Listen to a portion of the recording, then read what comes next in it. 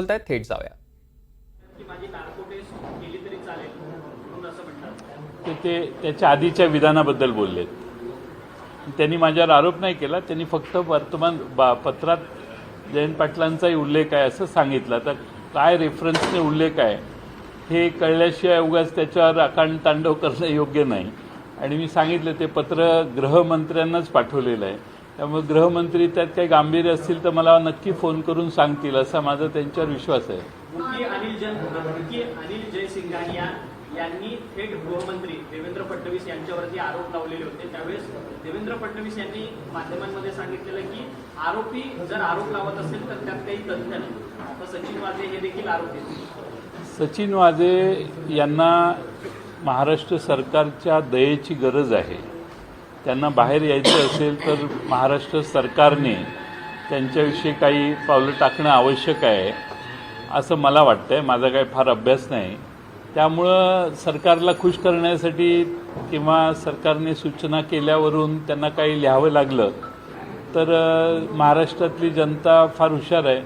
ती अशा गोष्टीवर विश्वास ठेवणार नाही. सचिन वाझे तुरुंगात आहेत काही वर्ष. त्यांनी त्यांच्यावर काय आरोप आहेत हे महाराष्ट्राला माहिती आहे. आणि माझा तर त्यांच्याशी दुरान्वय कधी संबंध आलेला नाही. आणि त्यामुळं मला माहीत नाही की त्यांनी पत्रात काय म्हटलं. त्यामुळं त्यांच्यावर त्यांनी कदाचित माझं कौतुकी केलं असेल, काय सांगता येते. त्यामुळं विनाकारण आपण अकांड तांडव का करायचं. आणि माझा गृहमंत्री जे राज्याचे आहेत ते तसं काही गंभीर असेल आणि खरंच ते पत्र त्यांच्यापर्यंत पोचलं असेल तर ते मला माहिती देतील ना की काय झाले ते. परंतु याच सचिन वाझेच्या संदर्भात तत्कालीन महाविकास आघाडीचे मुख्यमंत्री असलेले उद्धव ठाकरे यांनी म्हटलेलं होतं की सचिन वाझे हा काय लादेन आहे का अशा प्रकारचं वक्तव्य केलेलं होतं.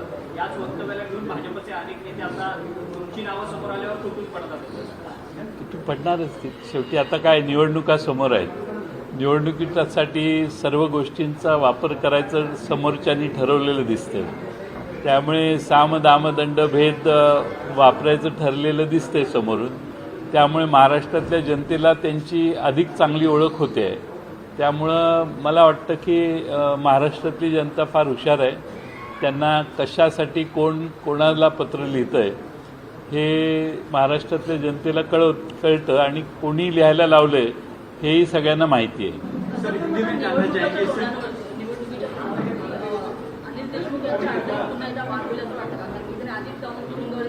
त्यांना अडचणीत आणण्याचे प्रयत्न दिसत आहेत.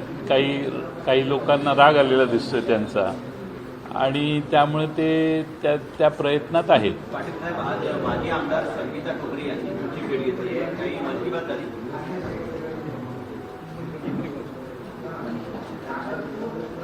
त्यांची माझी भेट झाली.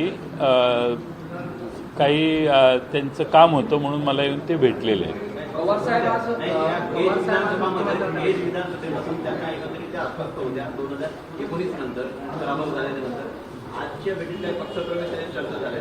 पक्षप्रवेशासाठी ते आलेले नव्हते. त्यांचं काही काम होतं म्हणून ते आलेले होते. पवार साहेबांनी आज मुख्यमंत्र्यांची भेट घेतली होती.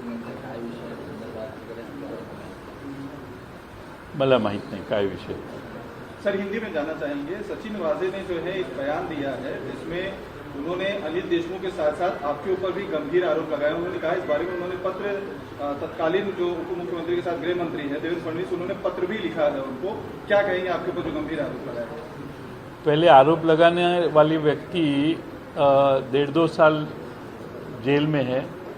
उनके ऊपर गंभीर आरोप है. खून का भी आरोप है. और इसीलिए उनका जो आरोप है वो इतना गंभीर है कि वो इसके ऊपर बाहर निकलने के लिए किसी को कुछ भी लिखे तो मुझे नहीं लगता कोर्ट और न्याय व्यवस्था उनके ऊपर विश्वास रखेगी. सवाल मेरा रहा तो उन्होंने सिर्फ कहा है कि लेटर में मेरा उल्लेख किया है. उस उल्लेख में क्या लिखा है मुझे पता नहीं. उन्होंने वो लेटर राज्य के होम मिनिस्टर को लिखा है. और मुझे लगता है कि इतने दिनों के बाद में अचानक उनको लेटर लिखने की इच्छा कैसी हुई, ये पहला सवाल है. और उन्होंने लेटर में क्या लिखा है तफसील मुझे मालूम नहीं. शायद स्टेट के जो होम मिनिस्टर है उनको खत पहुंचा है या पहुंचेगा तब मुझे पूरा यकीन है, मुझे फ़ोन करके वो बताएंगे उस खत में क्या लिखा है। अगर कुछ गंभीर होगा तो मुझे बता देंगे वो। अभी बात यह है कि जेल में बैठने वाला आदमी फ़ोन कर खत लिख के कुछ लिखता है और उसको प्रसिद्धि मिलती है। मुझे लगता है कि ये बराबर का प्लान है कि विपक्ष में जो लोग हैं उनको बदनाम करने की ये साजिश है। देवेंद्र फडणवीस कह रहे हैं कि ये लेटर मुझे मिला नहीं है, लेकिन अगर मिलता है तो जो बयान दिया गया है सचिन वाजे के, मामला चूंकि गंभीर है, 100 करोड़ का ये पूरा मामला है, इसकी जांच की जाएगी और जो है उस पर मैं आगे देखूंगा कि क्या जांच में निकलता है। हाँ, जब मैं आशा करता हूँ कि उनको जब खत मिलेगा तब मुझे वो फ़ोन करके बोलेंगे कि जयंत पाटिल आपके बारे में उन्होंने ऐसा ऐसा लिखा है। इतनी तो दोस्ती रहती है, मुझे लगता है कि बता देंगे वो। अगर नहीं बताया तो भी जो भी कोर्ट में होगा। दरम्यान आपण बघतोय की जयंत पाटील बोलत होते, वाझेंचा आणि माझा दुरान्वये सुद्धा संबंध नसल्याचं त्यांनी म्हटलंय। सचिन वाझेंना मी कधी भेटलो नाही, निवडणुकीसाठी या सगळ्याचा वापर केला जात असल्याचं पाटलांचं म्हणणं आहे।